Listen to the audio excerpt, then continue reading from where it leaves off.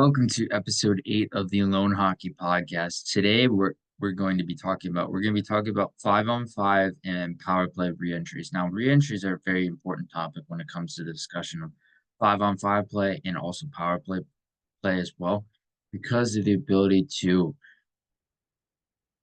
the reentries themselves have to be fast. Reentering the offensive zone and reentering inside the zone has to be fast. You have to find the middle fast, and you have to find interior space as fast as possible. Because the importance of finding quick reentries, it doesn't allow the defensive coverage to get set up right away. And that's the first and foremost, most important topic when it comes to discussing reentry situations, because when you're not allowing the defensive coverage to get set up right away, and on top of that, you're able to gain interior ice, for example, it becomes so much more potent and so much more offensively dominant because of the ability to drive play in those situations. And when it comes to these situations, being able to be quick and efficient to gain interior space is very important. And it's very important to be able to leverage reentry to jumpstart a team's offensive structure. Now, for defending team, it can be really challenging to sometimes defend, especially quick reentries when coming outside the zone and coming back into the zone, because it doesn't allow the coverage to get set up right away and they have to shift. It could be a man-on-man or a zone coverage coming out of the zone. And the important thing is how guys are able to link up against each other man-on-man coverage in terms of the defensive habits of the defending team. So, and the most important thing when it comes to discussing this topic as well is how the offensive team is able to create initially off the entry inside the offensive zone. So, say if they're re-entering the zone with speed, but they take a route, that player with the puck on the re-entry is taking the puck moving north, right? So if they're taking the puck moving north, more likely than not, they're going to have to veer around the back of the net. It's going to be more likely than not a one-on-one situation. So 1v1 versus that defending player. And so likely what's going to happen is it's going to have to create an extended possession. Otherwise, that 1v1 could lead to a 50-50 puck if that player, that offensive player, gets knocked off the puck. And thus, it can really allow for that defending team to take advantage of that if they move north. If they move east-west on the entry, especially in that space. And this is one of the most important spaces inside the offensive zone, is that space between top of the circle and the blue line. And all that space in between there, and how important it is on the initial entry and especially on re-entry to be able to find that interior ice and be able to maneuver laterally through it. It can create a quick straight offense for the offensive team and the offensive structure. So by being able to have that and being able to have different elements incorporated with trying to find the middle of the ice as soon as possible, very important and very good example of that. And obviously at 5-on-5, when we're talking about reentry, it's much different than compared to a power play situation, because at 5-on-5 play, when we're discussing reentry, that defending team obviously has the extra player. So the extra player can link up man on man coverage wise to and player pretty easily in that situation. And compared to the 5-on-4, talking about the defensive team with the power play and in their sense, PK, and their PK situations, how they have to defend reentry is really more chaotic, because they might have to back off. They might have to stay in a box formation, stay in a wedge formation, whatever their PK structure is. And they might have to take less risk when it comes to the reentry and being able to attack the line and attack the blue line. So when it comes to reentry for 5-on-5 versus 5-on-4, very important difference, obviously, just because of the numbers difference. So when especially when we're talking about the power play and the power play sequence, this being for the offensive team, but obviously for the defending team, the PK situation for reentry settings. And the important thing is to have numbers above pucks, numbers inside, numbers back, because if numbers get caught too high and if they get caught chasing, then it could create a potential 5-on-3 or potentially even 5-on-2, depending on how many players chase. So they have to be smart about their routes, their tactics, and being able to apply that when they're defending reentry situations. And so the difference between man-on-man coverage and zone coverage when it comes to reentry situations is man-on-man. Man on man D zone coverage creates an easier transition. Do you see a lot of teams using hybrid D zone coverage nowadays to shift between man on man and zone at the same time? So with man on man, obviously there's a better likelihood of that linking together to man on man coverage coming off the reentry situation. So it can allow the players to be able to switch off less on their checks and rotate less on their checks. So they're it depends on the numbers they have back, obviously, at the same time, but the ability to defend that reentry is important when they have man-on-man coverage. Zone coverage can be a little bit different because you're defending more of an area, you're defending more of a zone in and of itself. So the challenging part can be trying to figure out the routes and trying to figure out the tactics that lead up to the reentry situation and being able to understand how to attack the opposing player and attack that attacking player coming inside the zone off re-entry situation with being able to understand the rotations element. And the rotations are very different when we talk about man on man and zone coverage as well. And we mentioned very briefly how re-entry is very important with numbers above pucks, having numbers back defensively. So and intertwining those two elements, and it can create a little bit more favorability for defensive coverage and can create more favor in their aspects because if they have numbers back and they have numbers above pucks, they have a better likelihood of being able to defend the reentry and be able to close it off and close off that interior space and seal that. And another big thing is manipulation east-west on re-entry situations for the attacking team. And for the attacking team on re-entry, being able to manipulate inside the zone, moving east-west is going to collapse coverage and it's going to stretch out coverage. So it's going to be able to stretch them out wide. It's going to create a sense of vulnerability potentially in the middle of the ice.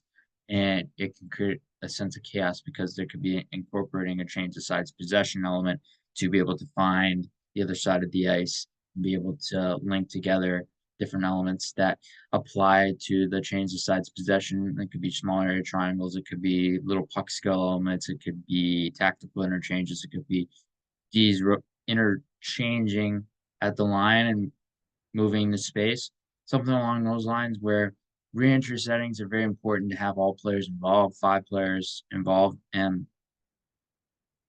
with manipulation and moving east-west on re-entry, I think of Patrick Kane as a really good example. Not necessarily as a re-entry example, as an initial entry. That he's the one that came to mind right off the top of my head right now, where Patrick Kane is really good at manipulating inside the zone, moving east-west, moving laterally. So he's able to create that space, create a sense of vulnerability in the defensive coverage because it stretches them out, it stretches out the coverage, and depending on if they have a man or a zone, usually a hybrid for D zone coverage, it can force rotations to change even faster, which is good for the attacking team, not for the defending team. So being able to manipulate east west very important, and it's very different compared to moving north, like we mentioned earlier with the example. If the player moves north on reentry with speed, okay, good, they have speed, but what else do they have? They're not incorporating a manipulative or deceptive element to that to be able to actually maneuver in the way that they should be going, and that's towards the net and trying to find interior. So it could create a 1v1, and it can force them to stay on the perimeter outside, try to go behind the net, try to extend the possession, and creates a setup for the defending team off that re-entry setting, which was a 1v1 initially.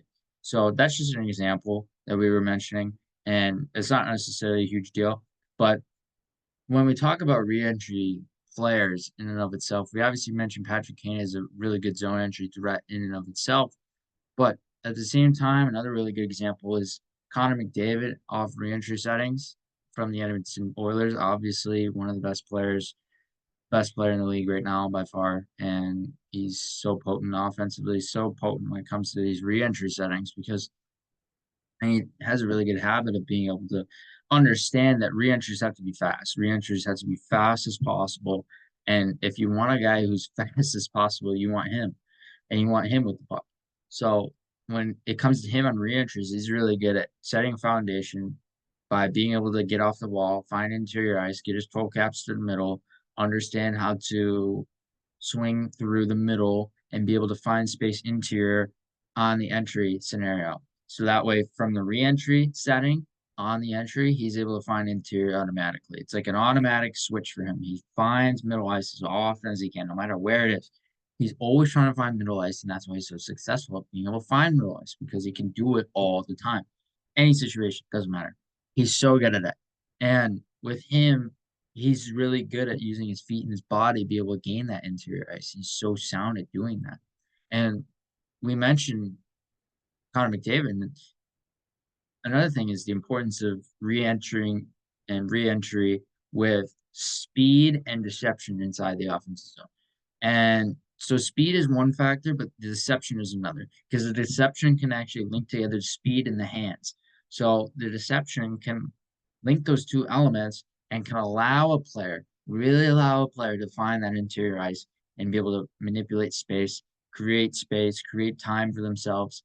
And especially if you're an elite player like Connor McDavid, he could do this so seamlessly. He could do it by himself. And he literally, there was one point off a reentry setting, and I believe this was off a reentry setting. This is the famous goal he scored against the Rangers, where he dangled 4 Rangers and scored en route on, I believe it's Igor Shesterkin. And could be wrong there. But with him, it was so noticeable. You see the reentry, but you see the habits that are intertwined with his reentry setting and how important it was to for him to be able to create that deceptive element at that speed. Obviously, it's very hard to find players that play with that deception and that speed at that tempo so fast, but at the same time, there's a lot of different elements that intertwine with that. So it's not just those two, there's a lot more. Speed and deception play a huge role when it comes to discussing these elements, discussing re-entry scenarios as well. And so the interesting thing is D1 and D2, and when we're talking about the defensive team here on re-entry settings. So this is an interesting element because this can force them to really think. So if, especially if you have a east-west entry, where the entry is moving laterally. So this would force D1 and D2 to really think about what they have to do. They could be worried about options coming down the weak side. They could be worried about options coming down the strong side, the flanks coming downhill. There's a lot of different layers added to reentry scenarios that forces the defenseman to have to adapt and think faster. They have to shoulder check faster. They have to understand how to use their feet faster. They understand and they have to understand how to defend faster, use their stick faster. So with D1 and D2 defensively, and in the defensive coverage element, really important to talk about that as well. And it's important for them to be maintaining that ability to stay above the puck while still maintaining awareness of the zone. And obviously, they want to be aware of the lateral movements, the lateral shifts in possession for the offensive team as well. So that way they can be able to maintain their depth and position themselves. And what's interesting about reentry scenarios sometimes is how sometimes it can be really similar to a 5-man D zone coverage swarm. And when we're talking about D zone coverage in terms of the swarm is obviously usually one quadrant of the ice that takes place and in the defensive zone where all 5 players come back and they swarm right away in. So you'd see it within 3 seconds. All the players come back and be able to. It depends on the team. It depends on the system of the team.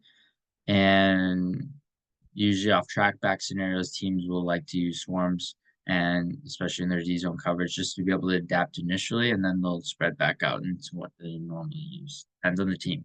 But at the same time, it's a 5-man swarm in terms of D zone coverage, very similar to re-entry patterning. And some players, you see a lot of players how when there's re-entry scenarios, they like to get closer to the puck. You want to be a little bit closer to the puck. And it's interesting because sometimes you see on line rush scenarios on regular entries how the players are spaced out. On re-entry settings, sometimes these players are closer together, which is interesting. But has to be my thought. It has to be a speed element intertwined with that. I don't necessarily. I'm not an expert on this specifically, so I don't necessarily know.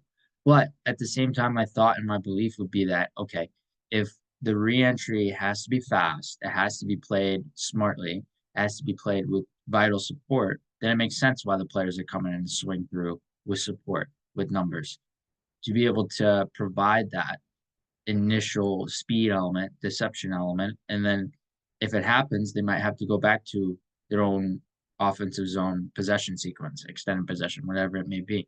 So it could depend on many different factors as well. But the reentry in and of itself, the players like to get a lot closer to the puck. The D, especially, they like to push the pace a little bit more. They have a little bit more leeway and more aggression when it comes to being able to push pace and be a threat in those situations because they understand the puck's just coming out initially. If I be an option, be a support option, jump into the play, I might be able to be the trailer, create layers inside the offense. So there's a lot of different elements that intertwine with that as well. And there's different things that can sometimes can really complicate puck management and puck support scenarios. So when we're talking about reentry and how the swarm is interlinked with that and intertwined with that, how that can impact puck management. Sometimes players can get too close. Sometimes players can veer off their routes. They can miss time situations. So it's really potent to be able to understand reentry in a quick way, but also an efficient way as well. And it's really hard for a team to be a great reentry team if they're not quick, right? So if a team's not quick on reentry, then it's going to be much harder for them to gain the zone and be able to manipulate in the ways that they want to. Because if they're moving slowly and they don't move at a fast pace right away, then they're going to allow the D zone coverage and allow the defensive zone players to be able to set up and to get set up. So for them and for the offensive team, it's really important to be a quick strike team on reentry at 5-on-5 and on the power play.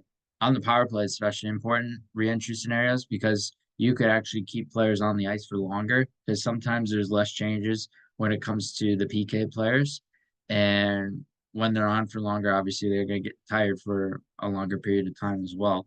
So by being able to have a quick reentry team and a quick reentry setting, it can allow that offensive team to take advantage of that and manipulate that in their favor as well. So there's a lot of different elements combined with reentry that are so important when we're talking about the modern day game in hockey as well.